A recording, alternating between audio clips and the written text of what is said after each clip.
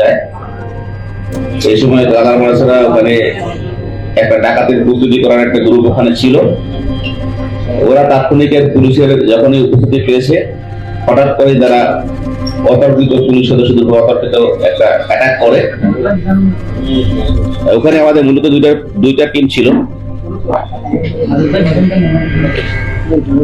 আমাদের ওখানে দুইটা পুলিশ টহল টিম কাজ করে, দুইটা টহল টিম কাজ করে। তো পরবর্তীতে সেকেন্ড টহল টিম যখন গেছে তখন ডাকাতরা পালিয়ে গেছে।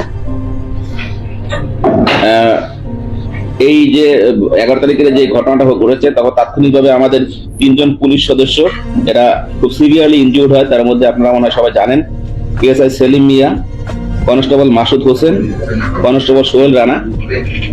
তারা যে আক্রমণ করে তারা ছড়া গুলি ব্যবহার করে। আমাদের পুলিশ সদস্যদের গায়ে একাধিক গুলি লাগে। আমরা কক্সবাজার জেলায় তাদেরকে ট্রিটমেন্টের প্রপার ব্যবস্থা না করতে পেরে তাৎক্ষণিক তাদেরকে চট্টগ্রাম পাঠানো হয়েছে। তো এটার বিষয়ে আমাদের মহেশখালী থানায় একটা নিয়মিত মামলা ডাকাতির প্রস্তুতি সহ যে আইনশৃঙ্খলা বাহিনীর উপরে আক্রমণ সংক্রান্ত একটা মামলা রুজু হয়েছে।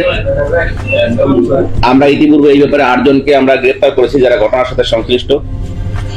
আর গতকাল রাতে এই যে পুরো ঘটনার যে নেতৃত্ব দানকারী, যে নিজের থেকে উপস্থিত থেকে গুলি করেছে এবং পুরো টিমকে যে লিড করেছে বা লিড করেছে,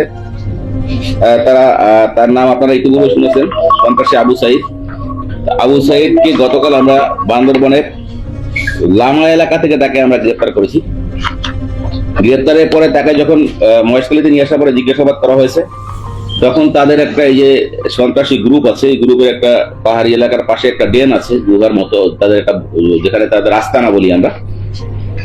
সেখানে সকালবেলা তার কথা মতে ওখানে যখন তার জিজ্ঞাসাবাদের প্রাপ্ত তথ্যের ভিত্তিতে তাকে নিয়ে যখন অভিযান করি, সেখানে আরো 3টি অস্ত্র পাওয়া যায়।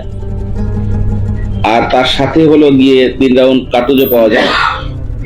সে আমাদের প্রাথমিক জিজ্ঞাসাবাদের স্বীকার করেছে। এই ব্যাপারে আমাদের যে প্রচেষ্টা এন্ডেভার, এটা আমাদের এখনো অব্যাহত আছে। আমাদের যাবৎকালে এই বিষয়ে মোট গ্রেপ্তারকৃত আসামির সংখ্যা ইতিপূর্বে ছিল 8 জন। আর এই যে তাদের যে লিডার যে আবু সাইদ, তাকে গত রাতে আমরা নিজেরা অ্যারেস্ট করতে সক্ষম হয়েছি। আমাদের আরো এই মামলার আসামির সংখ্যা 17 জন নিয়মিত আসামি আছে, আরো কিছু আসামি আছে যারা এখনো পলাতক অবস্থা আছে। এর ভিত্তিতে আমরা খুব জোরালো অভিযান চালাচ্ছি।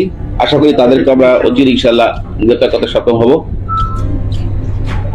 এইটা হলো আমাদের এই যে পুলিশ আসামির ঘটনাটা, এটা আপনাদের জানেন। এর পাশাপাশি আমাদের কিছু বিষয় আছে, যেহেতু আপনাদেরকে একসাথে পেয়েছি, আমি যদি বলেন আপনারা তাহলে আমি একটু শেয়ার করে যাচ্ছি। এই যে মহেশখালীতে গতকাল আরো একটা ঘটনা আছে। এই যে বাইতুল্লাহ, যে ওই যে ওখানের একটা বড় সন্ত্রাসী, তার এক গ্রুপের অন্যতম প্রধান একজন ক্যাডার, তাকে কিন্তু গতকাল রাতে গ্রেফতার করা হয়েছে। তার কাছেও কিন্তু অস্ত্র গোলাবারুদ পাওয়া গেছে। এর ব্যাপারে যে আমি একটু অগ্রগতি বলি, সে হলো শহীদ তানভীর আছে, যে কক্সবাজারে গত জুলাই আন্দোলনে যে শহীদ তানভীরের যে চাচা তোফায়েল কিছুদিন আগে তোফায়েল সাহেব হত্যা, ওনাকে মার্ডার করা হয়েছিল। এই বাইতুল্লাহ কিন্তু ওই মার্ডারের সাথে কিন্তু মানে ফুললি ইনভলভড। তাকে কিন্তু আমরা গতকাল রাতে অস্ত্র সহ গ্রেফতার করেছি। সেও প্রাথমিক জিজ্ঞাসাবাদে সে স্বীকার করেছে ঘটনার সত্যতা। এর পাশাপাশি আরো একটু বিষয় বলি, 4-5টা ইস্যু আছে আমাদের। আপনারা ভালো একটা সময় আসছেন, অনেকগুলো সফলতার নিউজ আছে। গতকাল রাত্রে যে সদরে ডাকাতির প্রস্তুতিকালে জসিমউদ্দিন নামে একজনকে গ্রেফতার করা হয়েছে।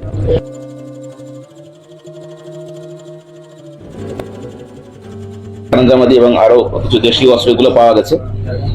আর সবচেয়ে গুরুত্বপূর্ণ ইস্যু হলো জসিম এবং তার গ্রুপ যে মাইক্রোবাসটি ইউজ করে, তারা এই বিভিন্ন ঈদগাহ ডাকাতির যে ঘটনাগুলো আপনারা ইতিপূর্বে নিউজ দেখেছেন, সে এই ঘটনার সাথে ফুললি জড়িত এবং সে সেটা প্রাথমিক জিজ্ঞাসাবাদ স্বীকার করেছে। এবং মজার ব্যাপার হলো যে মাইক্রোবাসটা আমরা রিকভারি আছে আমাদের, বাদী এই যে ঈদগাহ ঘটনার যে বাদী আছে, উনি কিন্তু মাইক্রোবাসটা দেখে উনি শনাক্ত করতে পেরেছে যে না, এইটাই সেই গ্রুপ। এটাও গতকাল রাত্রে আমাদের রিকভারি আছে। অতি সদয় নিজে এই যে অপারেশন এটা আছে, এটা উনি নেতৃত্ব দিয়েছেন এবং ডাকাতকেও বাদী শনাক্ত করতে পেরেছে এবং ইয়াটাও পেয়েছে, এই মাইক্রোবাসটাও পেয়েছে। এবং এই লাস্টে এই লোক দুলাহাজরা একটা হিন্দু বাড়িতে একটা ডাকাতি হয়েছে কিছুদিন আগে, এই ঘটনার কথা স্বীকার করেছে, সে ওইটা করেছে। তার যে পুরো একটা টিম আছে, এই টিমের ব্যাপারে আমরা খোঁজখবর নিয়ে আশা করি আমরা অচিরে আপনাদেরকে আরো ভালো সংবাদ দিতে পারবো, দ্রুত তাদেরকে গ্রেফতার করতে পারবো। এন্ড সর্বশেষ লাস্ট ইস্যুটা হলো স্টেডিয়ামের ব্যাপারে আপনার অনেক কৌতূহল আছে স্টেডিয়ামের ঘটনা নিয়ে, তাই না? আমরা কাজ শুরু করেছি ইনশাল্লাহ। আমরা ওই যে বিভিন্ন ভিডিও ফুটেজ দেখে আসামি গ্রেপ্তার শুরু করেছি। গতকাল রাতে একজনকে গ্রেপ্তার করেছে, তার নাম রবিউল। সে যে মানুষের কাছ থেকে টাকা নিয়ে যে টিকিট করে ঢুকাচ্ছে বা এইটার ফুটেজ আপনাদের কাছে পাবেন। রবিউলকে আমরা গতকাল আমরা নিয়ে আসছি। এই যে দালাল চক্র, যে স্টেডিয়ামের ঘটনার পিছনে দালাল চক্র, টিকিট বিক্রি যে দালাল চক্র, এর মধ্যে অন্যতম প্রধান যে রবিউল ইসলাম আছে, তাকে গ্রেপ্তার করা হয়েছে। এবং এই প্রক্রিয়াটা কক্সবাজারের জন্য খুব একটা বার্নিং ইস্যু।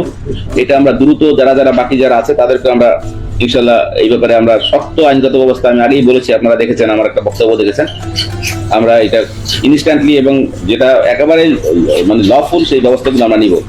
আমার পক্ষ থেকে এটুকুই, ধন্যবাদ সকলকে। বিশেষ করে এই ঘটনায় মূল দুটি মামলা হয়েছে, একটা পুলিশের পক্ষ থেকে হয়েছে আর একটা স্টেডিয়ামের যারা কর্তৃপক্ষ আছে তাদের পক্ষ থেকে।